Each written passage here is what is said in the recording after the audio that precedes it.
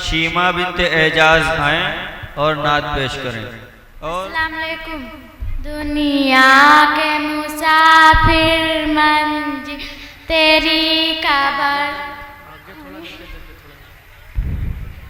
दुनिया के मुसाफिर मंजिल तेरी कबर है, तय कर रहा है जिसको 2 दिन का ये सफर है। इस बात को